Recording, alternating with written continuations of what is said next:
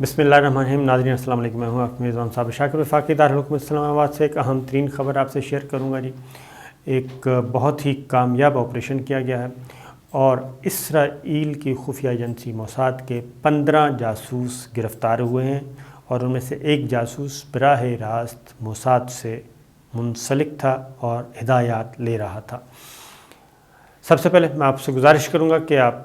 Channel को subscribe कर लें, बेल आइकन को ज़रूर क्लिक करें ताकि हमारा राब्ता बहाल रहे और मजबूत हो। सूरत हाल ये है, ये ख़बर आपसे शेयर करूंगा जी। इंटेलिजेंस इदारे आपस में एक दूसरे के मुल्क में अब ऑपरेशन करते रहते हैं। कामयाब ऑपरेशन भी होते हैं, नाकाम भी होते हैं। और कुलभूषण का भी आपको मालूम है कि ये भी एक ख़ास तौर पे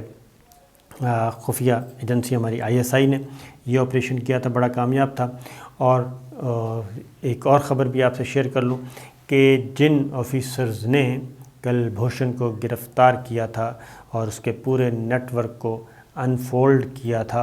उन ऑफिसर्स को प्रमोशंस भी दी गई हैं और उनको उनकी खदमात का सिला दिया है हुकूमत पाकिस्तान ने, अफ़वाज पाकिस्तान ने। अब आगे बढ़ते हैं। मामलात ये है कि ख़ास तौर पे तुर्की की एक ख़बर आपसे मैं शेयर करूँगा, क्योंकि इस वक्त पाकिस्तान, तुर्की, ईरान ये सब के सब ज़ेर अताब हैं अपनी दलेराना पॉलिसियों की वजह से। और उसकी वजह ये है कि जो नया इत्तेहाद, नया ब्लॉक पाकिस्तान, चाइना, रूस, तुर्की और इसके साथ ईरान भी शामिल है। तो अब बारी बारी चाइना के ख़िलाफ़ कुछ नहीं हो सकता, रूस के ख़िलाफ़ कुछ नहीं हो सकता, नहीं लड़ा जा सकता, लेकिन पाकिस्तान को भी दबाव में लाने की कोशिश की जा रही है, तुर्की को भी दबाव में लाने की कोशिश की जा रही है, ईरान को भी दबाव में लाने की कोशिश की जा रही है। लेकिन इससे हट के ये तमाम ममालिक जो हैं आपस में अब इंटेलिजेंस शेयरिंग का काम भी करते हैं और इंटेलिजेंस चीफ्स की मुलाकातें भी होती हैं और इजलास भी होते हैं इज्तिमाई तौर पे भी। ईरान से शुरू करते हैं कि सबसे पहले जो सारा एक नया इस रीजन का डिज़ाइन है उसमें ईरान भी रुकावट है, और ईरान रुकावट है तो ज़ाहिर है तकलीफ़ तो है। तो अब उसके लिए इसराइल ने जी फ़िज़ाई मशक़ें की हैं ईरान के जौहरी तनसीबात पे हमले के लिए, और पूरा प्लान तैयार किया गया है कि किस तरीके से इसराइल की तरफ से ईरान के जौहरी तनसीबात पर हमला किया जाएगा, भरपूर हमले किए जाएंगे ताकि अगर कहीं कुछ हो रहा है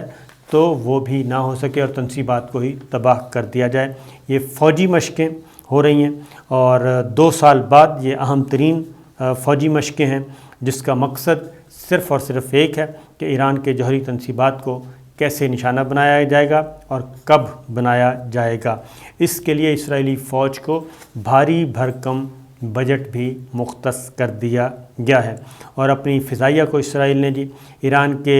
जौहरी प्लांट्स को निशाना बनाने के लिए तैयारी का हुक्म भी दे रखा है। और ये कहा गया है कि जनाब जब भी आपको हुक्म मिले आप अपनी तैयारियां भरपूर करें और ईरान पे आपने हमला आवर होना है। इससे पहले आपको मालूम है कि इराक़ में उनके अहम तरीन फ़ौजी कमांडर को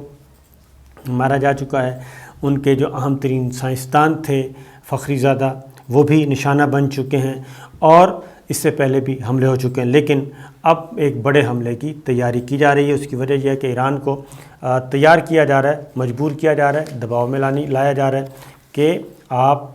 जो है जौहरी अदम फैलाव के प्रोग्राम को दोबारा उस माहदे पे अमल करें, जबकि डोनाल्ड ट्रंप इस माहदे को यकतरफ़ा तौर पे अलहदा हो गए थे और ईरान उस पर नहीं मान रहा। इसी दौरान मज़ीद जो इख्तलाफात हुए उससे ईरान मज़ीद थोड़ा सा बेहतर पोजीशन में है और ख़ास तौर पे अफ़गानिस्तान के मामले में जो इस वक्त इस रीजन में मामलात चल रहे हैं। फिर अब इंडिया को तैयार किया जा रहा है। इंडिया, UAE, इसराइल और अमेरिका एक ये नया इत्तेहाद बनाने की कोशिश की जा रही है, नया क्वाड 4 मुल्क की। तो फिर दूसरा मुल्क है जी तुर्की। तुर्की में आपको बात मालूम है तैयब एर्दोगान वो भी एक खटकते हैं और उनके ख़िलाफ़ भी महाजराई होती रहती है। और चंद साल पहले ایک کوشش کی گئی تھی ان کا تختہ الٹنے کی، اور اس میں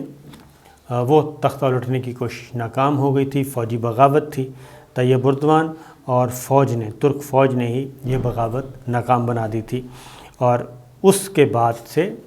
اب تک یہ ہوا کہ بہت سارے لوگ جو ہیں وہ گرفتار ہو گئے تھے، اور ایک ان میں سرکردہ رہنما تھا، اس کو سزا کا وقت آ چکا ہے، تو اس کی سزا کے معاملے میں اور اس باغی کے حق میں 10 ملکوں کے سفیروں نے ایک مشترکہ بیان دیا ترکی میں، اور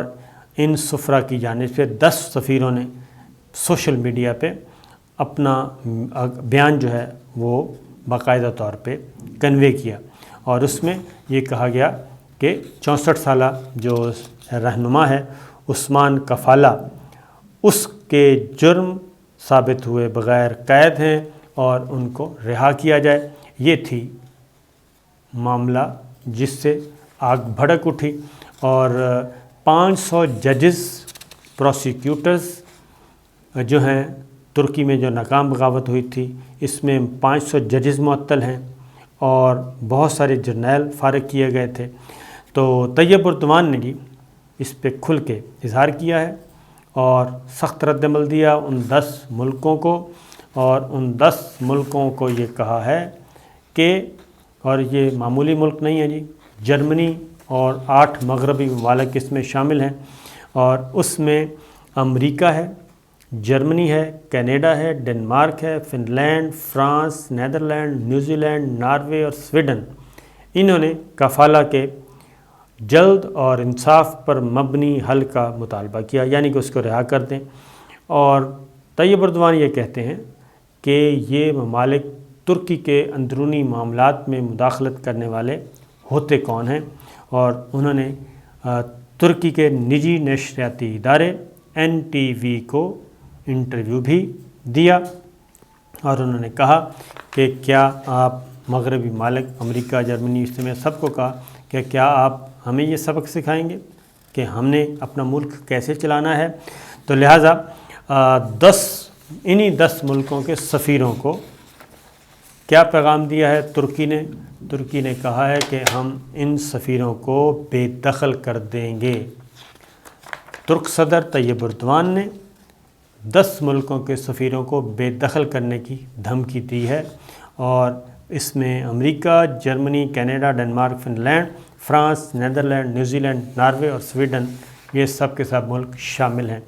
یہ ترکی نے کام کیا ہے۔ اب آتے ہیں ایک اور معاملے کی طرف، وہ ہے فیٹف میں ترکی کو بھی ڈال دیا ہے یہی سزا دینے کے لیے، اور اب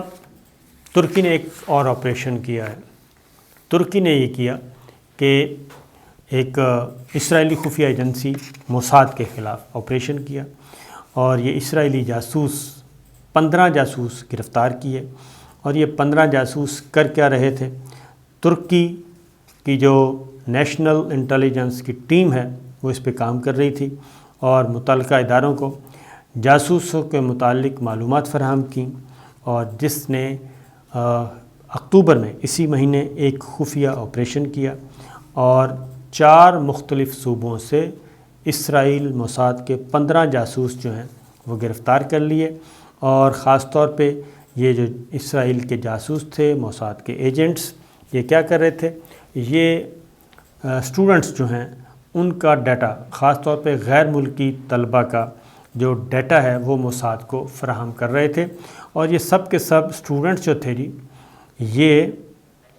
براہ راست ان میں سے کچھ موساد، اب اسٹوڈنٹس کہہ رہا ہوں، جو ایجنٹس پکڑے گئے ان میں سے کچھ براہ راست موساد سے رابطے میں تھے، اور وہیں سے ان کو ٹاسکنگ دی جا رہی تھی۔ اور جو اب تک معلومات آئی ہیں